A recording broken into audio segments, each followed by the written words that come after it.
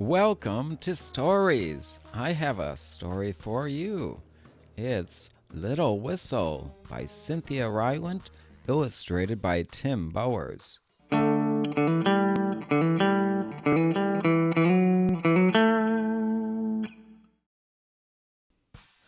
Little Whistle was the only live thing in Toy Town. He lived in a small cage at the back of the store. He was furry and brown, and all of the children who came to look at toys most loved looking at him. But Little Whistle was always sleeping, so he did not look back. Each night, when Toy Town closed and the shades were drawn and all the children gone, Little Whistle woke up. Then he climbed out of his cage, put on his blue pea coat, and began a new adventure. Some adventures were quiet, as when he found a lovely book about bears to read, and some adventures were loud, as when he discovered the trumpet. But whenever Little Whistle was awake, something was going on. Little Whistle's blue peacoat had been given to him his first night in Toy Town. The store owner did not know that guinea pigs can become quite chilly, and she had not put enough bedding in Little Whistle's cage. The small guinea pig was all alone and shivering when he heard someone say, "Here, lad, warm your bones with me coat." Little Whistle looked up and saw a wooden sailor waving to him from a big boat on a shelf. Little Whistle had not known toys could talk, but he was too chilly to be afraid, so he climbed from his cage and put on the sailor's warm coat. Little Whistle talked with the sailor all night long about the sea and fog and gulls and full moons over the waves. When morning came and it was nearly time for the shades to go up and the store to open, Little Whistle went back to his cage. He tucked the pea coat inside a hollow log, for the sailor said he might keep it a while. Then he went to sleep.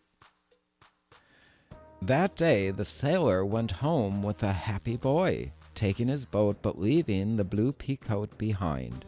Little Whistle planned to return the coat as soon as he saw the sailor again. In the meantime, it made a very dashing wardrobe.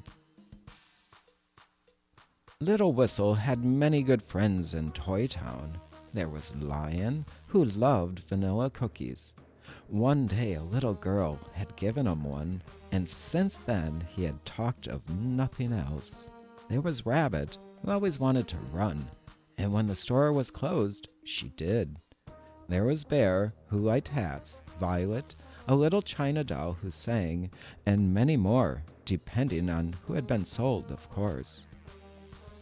None of the toys were real, but this did not mean the toys could not eat vanilla cookies or run or sing or like hats.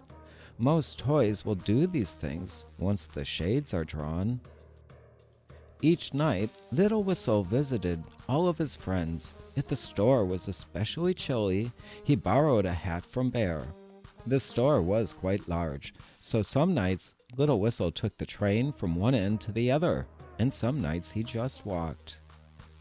There was always a tea party going on somewhere, or a game of checkers. Babies were being read to. Soldier especially liked to read, and sometimes had several babies all around him. Toy Town was the sweetest and kindest place in the world for a small guinea pig to live.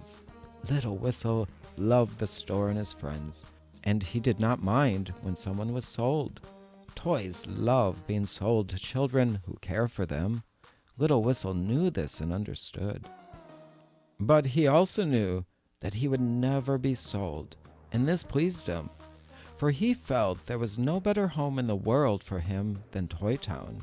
With quiet contentment, Little Whistle tucked the warm blue pea coat inside his log each morning and curled into sleep, waiting for the night.